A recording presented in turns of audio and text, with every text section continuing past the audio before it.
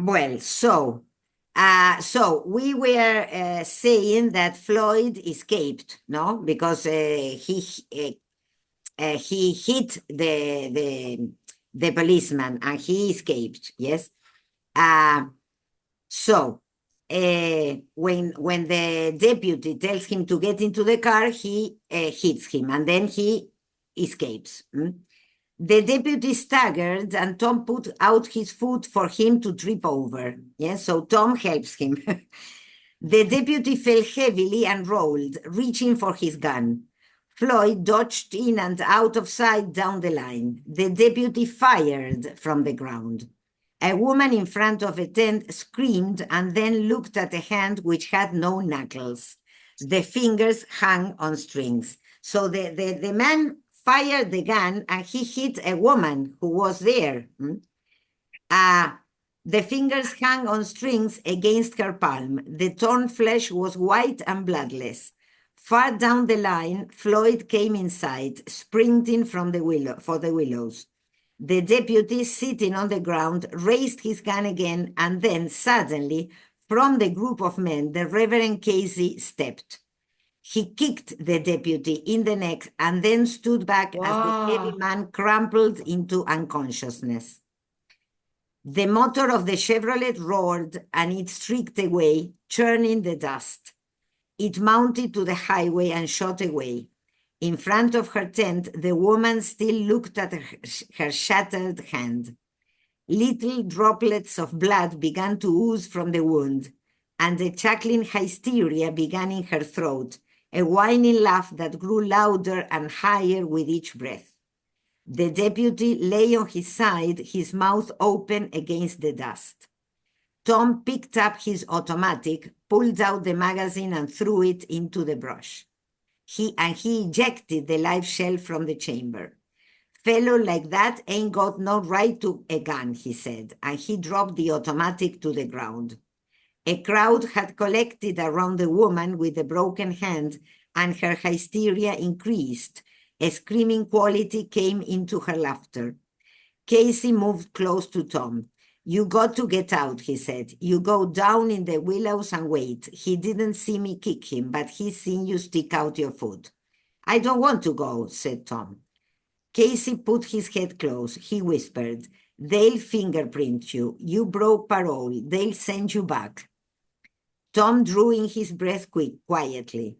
Jesus, I forgot. Go quick, Casey said, before he comes to.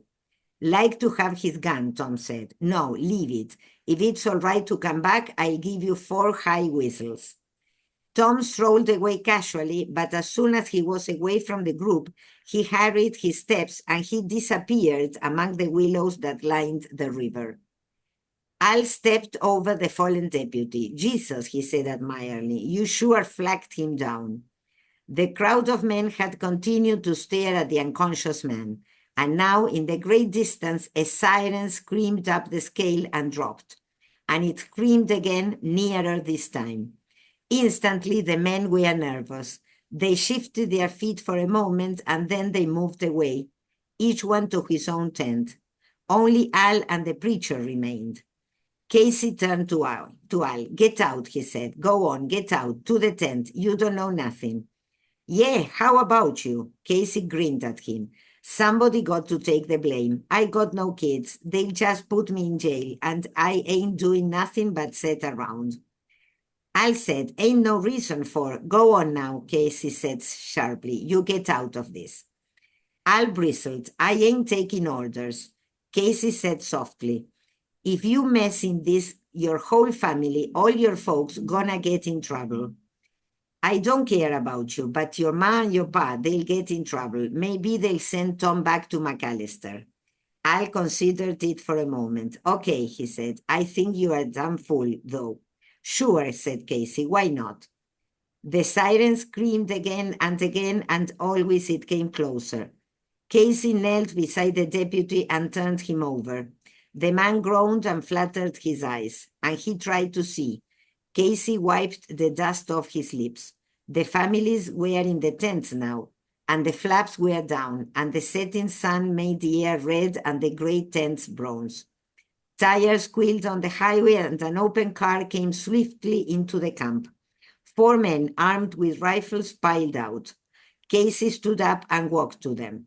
What the hell's going on here? Casey said. I knocked out your man there. One of the armed men went to the deputy. He was conscious now, trying weakly to sit up. Now, what happened here? Well, Casey said, he got tough and I hit him, and he started shooting, hit a woman down the line, so I hit him again. What do you do in the first place? I talked back, said Casey. Get in that car. Sure, said Casey, and he climbed into the back seat and sat down. 2 men helped the hurt deputy to his feet.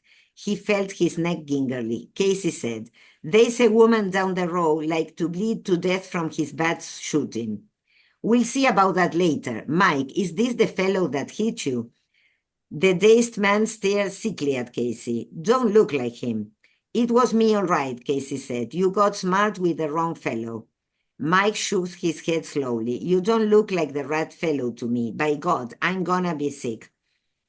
Casey said, I'll go without no trouble. You better see how bad that woman's hurt. Where is she? The tent over there. The leader of the deputies walked to the tent, rifle in hand. He spoke through the tent walls and then went inside. In a moment, he came out and walked back. And he said a little proudly, Jesus, what a mess a 45 does make. They got a tourniquet on. We'll send a doctor out. 2 deputies sat on either side of Casey. The leader sounded his horn. There was no movement in the camp. The flaps were down tight and the people in their tents. The engine started and the car swung around and pulled out of the camp. Between his guards, Casey sat proudly, his head up and the stringy muscles of his neck prominent. On his lips there was a faint smile, and on his face a curious look of conquest. So you see, he offered He himself. had done something for the family. He had done something, no? Yes, yes. And in this case, again, this is a Christ-like figure, no? Offering himself, Yes. for the sins of others. Yes. Uncle John scratched the earth deeply with a long rusty nail. He knowed about sin. I asked him about sin and he told me, but I don't know if he's right. He says a fellow sinned if he thinks he sinned.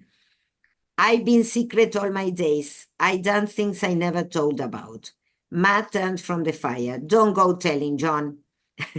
Tell them to God. Don't go burdening other people with your sins. That ain't decent. They are eating on me, said John. Well, don't tell them. Go down the river and stick your head under and whisper them in the stream. No, the mother is so funny. ¿Sí? Anda y contáselo al viento tus pecados. Yes. Pan nodded his head slowly at Ma's words. She's right. It gives a fellow relief to tell, but it just spreads out his sin. Uncle John looked up to the sun-gold mountains, and the mountains were reflected in his eyes. I wished I could run it down, but I can't. She's a biting in my guts.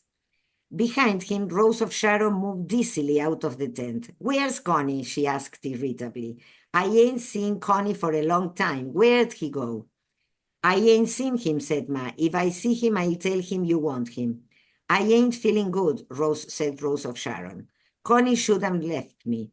Ma looked up to the girl's swollen face. You've been crying, she said. The tears started freshly in Rose of Sharon's eyes. Ma went on firmly. You get a hold on yourself. There's a lot of us here. You get a hold on yourself. Come here now and peel some potatoes. You are feeling sorry for yourself.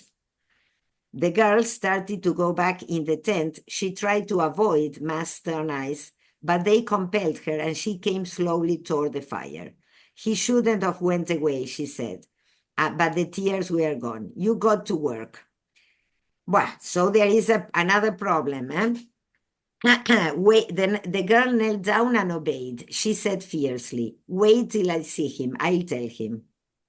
Well, Uncle John pushed his rusty nail deep into the ground with his broad thumb. I got to tell. So you see, everybody is about his or her business. Yes, the girl wanting the husband and Uncle John wanted to tell everybody about his sins.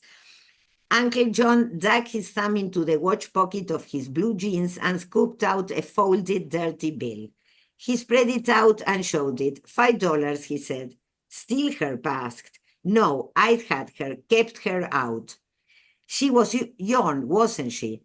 Yeah, but I didn't have no right to keep her out. I don't see much sin in that, Ma said. It's yourn. Uncle John said slowly, it ain't only the keeping her out. I kept her out to get drunk. I knowed there was gonna come a time when I got to get drunk, when I'd get to hurting inside, so I got to get drunk. Figured time wasn't yet, and then the preacher went and gave himself up to save Tom. So the sin that he has committed now is to keep the money. He has $5 and he hasn't shared with the money with the family, no? John said sadly, can't say her, I feel awful. He done her so easy. Just stepped up and there and says, I done her, and they took him away, and I'm gonna get drunk. So he sees how Casey, the preacher, offered himself to save Tom, but he can't offer his money, yes?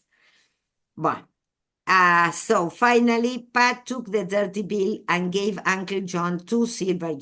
There you are. A fellow got to do what he got to do. Nobody don't know enough to tell him. Uncle John took the coins. You ain't gonna be mad. You know I got to. Christ, yes. You know you got what you got to do. I wouldn't be able to get through this night no other way, he said. He turned to Ma. You ain't gonna hold her over me. Ma didn't look up. No, she said softly. No, you go along. So finally, he's going to get drunk. At the end of the next paragraph, it says he entered the store and walked to the shelves where the whiskey bottle stood behind wire netting. Where, sorry? The paragraph that says he stood up. Yes, okay. At the end of that paragraph, it says he entered the store. Yeah. So he finally bought the whiskey, no?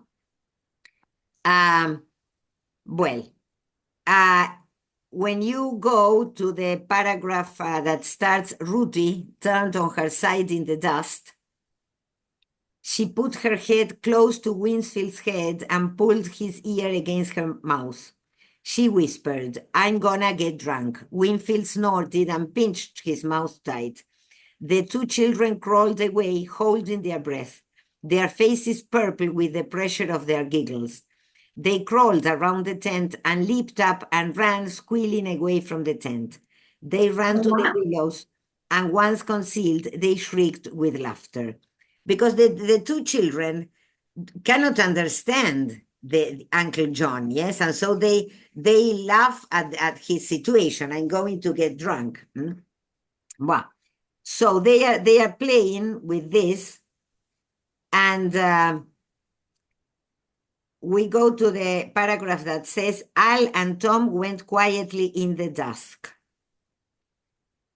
Found it? Yes. Yes.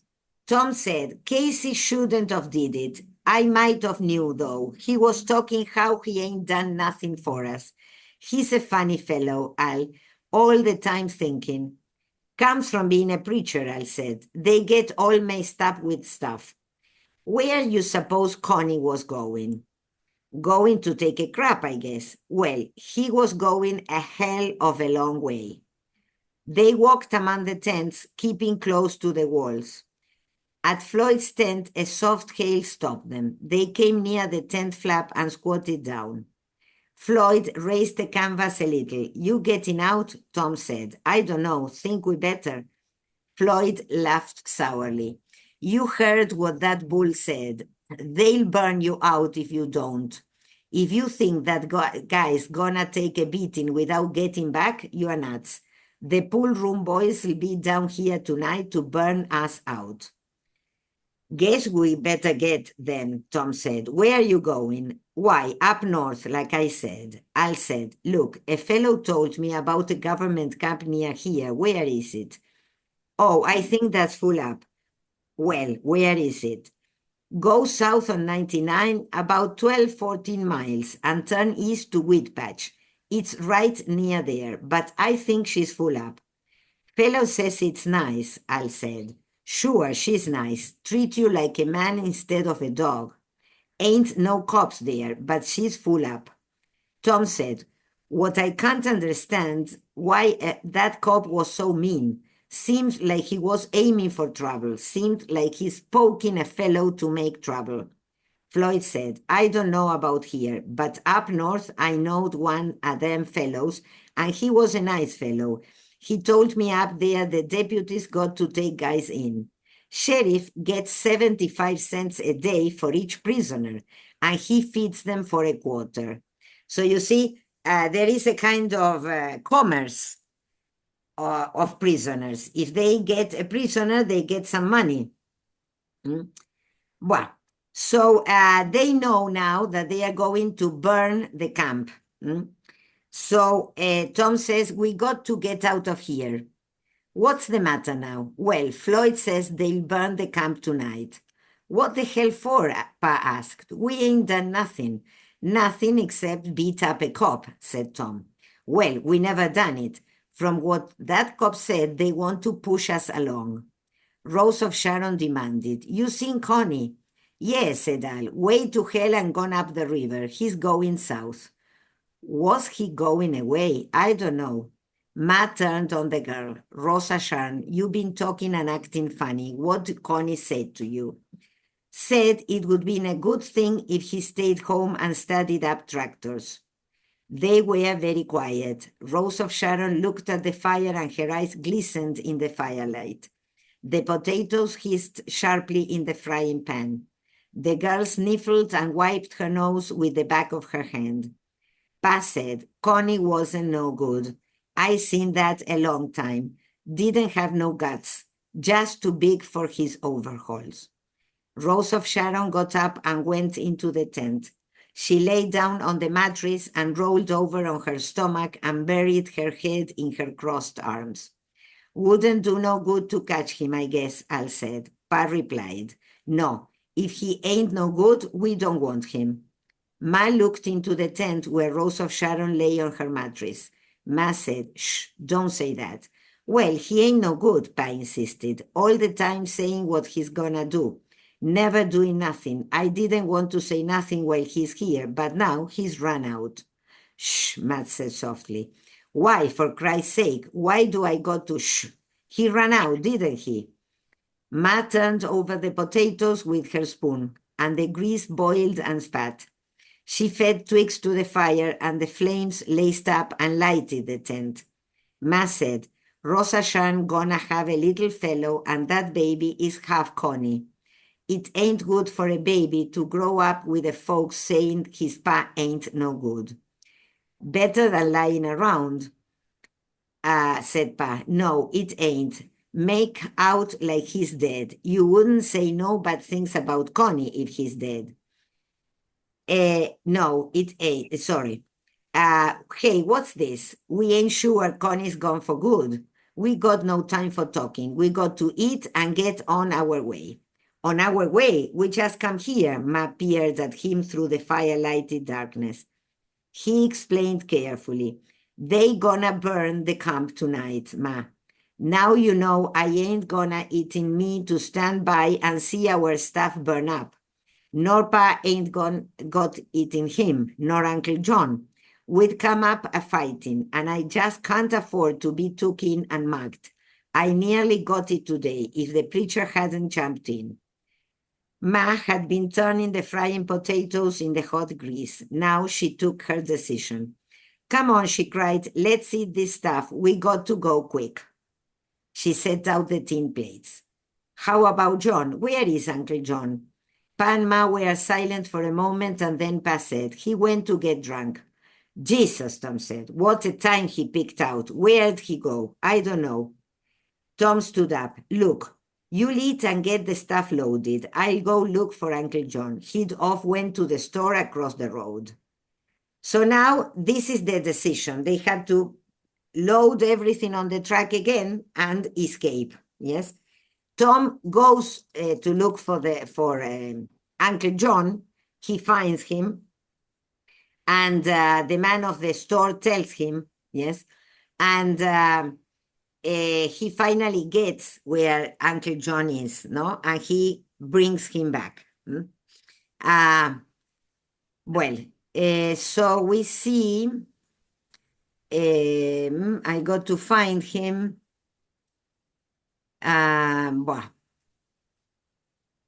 We go some paragraph later where it says Uncle John raised the pint again, and the whiskey gurgled. He shook the bottle. It was empty. No more, he said. Want to die so bad. Want to die awful. Die a little bit. Got to, like sleeping. Die a little bit. So tired. Maybe don't wake up no more. His voice crooned off. Gonna wear a crown, a golden crown.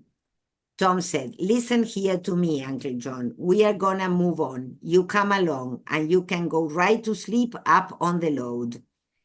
No, go on. Ain't going. Gonna rest here. No good going back. No good to nobody. Just a dragging my sins like dirty drawers amongst nice folks. No, ain't going. Come on, we can't go unless you go. Go right along. I ain't no good. So you see, poor Tom, no? Because now he has to bother with the uncle again. Yes, to convince this man. Finally he says, Tom was very close. He put his fist against the point of Uncle John's chin. He made a small practice arc twice for distance, and then with his shoulder in the swing, he hit the chin a delicate, perfect blow. So when you remember the grandfather, they made him drunk to put him on the track. And now with Uncle John, he had to hit him, no? So he finally hit Uncle John, and he took him to the track. The other problem is Rose, because she doesn't want to leave because Connie hasn't appeared, yes? And so he says, Ma says, come on, Rosa Shan, we are going. The girl sat still, her chin sunk on her breast. Tom walked over to her. Come on, he said. I ain't a-going. She did not raise her head. You got to go. I want Connie. I ain't going till he comes back. No, so poor Tom. Tom said, Connie will find us. I left word up at the store where we'd be. He'll find us. Ma came up and stood beside him. Come on, Rosa Shan. Come on, honey, she said gently. I want to wait. We can't wait. Ma leaned down and took the girl by the arm and helped her to her feet. He'll find us, Tom said. Don't you worry. He'll find us. They walked on either side of the girl. Maybe he went to get them books to study up, said Rose of Sharon. Maybe he was gonna surprise us. Ma said, maybe that's just what he done. They led her to the track and helped her up on top of the load, and she crawled under the tarpaulin and disappeared into the dark cave. Now the bearded man from the wheat shack came timidly to the track. He waited, about his hands clutched behind his back. You gonna leave any stuff a fellow could use? He asked at last. This was the man, you remember, the man who was a bit stupid, no? Yes. Pa said, can't think of nothing. We ain't got nothing to leave. Tom asked, ain't you getting out? For a long time, the bearded man stared at him. No, he said at last. But they'll burn you out. The unsteady eyes dropped to the ground. I know. They done it before. Why? Why the hell don't you get out? The bewildered eyes looked up for a moment and then down again, and the dying firelight was reflected redly. I don't know. Takes so long to get stuff together. You see, the man doesn't want to move. He's like, idiotic. You won't have nothing if they burn you out. I know. You ain't leaving nothing a fellow could use. Cleaned out slick, said Pa. The bearded man vaguely wandered away. What's the matter with him? Pa demanded. Cop happy, said Tom. Fellow was saying he's bull simple. been beat over the head too much. So this is the problem. The man has been hit on the head by the policeman, and he is now rather stupid. Well, so they leave. Come on, Pa, let's go. Al took the wrench and climbed up the backboard, and he settled himself cross-legged, the wrench in his hand. Tom pulled the iron jack handle from under the seat and laid it on the floor under the brake pedal. All right, he said, get in the middle, Ma. Pa said, I ain't got nothing in my hand. You can reach over and get the jack handle. I hope to Jesus you don't need it. So you see, they had to get ready for any attack. So they get the jack handle, yes, ¿cómo se dice? El cricket. Sí, claro, no me salía. La El manija hierro, del cricket, sí. la barreta gato. del cricket al alcance de la mano, ¿sí? There comes a time when a man gets mad. Ma broke in. Tom, you told me. You promised me you wasn't like that. You promised. I know, Ma, I'm trying. But them deputies, did you ever see a deputy that didn't have a fat ass? And they waggled their ass and flopped their gun around. Ma, he said, if it was the law they was working with, why, we could take it. But it ain't the law. They are working away at our spirits. They are trying to make us cringe and crawl like a whipped bitch. They trying to break us. Why, Jesus Christ, Ma, there comes a time when the only way a fellow can keep his decency is by taking a sock at a cop. They are working on our decency. Ma said, you promised, Tom. That's how Pretty Boy Floyd done. I knowed his man. They hurt him. I'm trying, Ma, honest to God. You don't want me to crawl like a beat bitch with my belly on the ground, do you? I'm praying. You got to keep clear, Tom. The family's breaking up. You got to keep clear. I'll try, Ma, but when one of them fat asses gets to working me over, I got a big job trying. If it was the law, it'd be different, but burning the camp ain't the law. Well, the tour, when they are leaving, there is a little row red of lanterns stretched across the highway. Detour, I guess, Tom said. He slowed the car and stopped it, and immediately a crowd of men swarmed about the truck. They were armed with pick handles and shotguns. They wore trench helmets and some American Legion caps. One man leaned in the window, and the warm smell of whiskey preceded him. So you see, this we saw the American Legion before. You remember? They are like an illegal army, let's say, no? Where you think you are going? He thrust a red face near to Tom's face. Tom stiffened. His hand crept down to the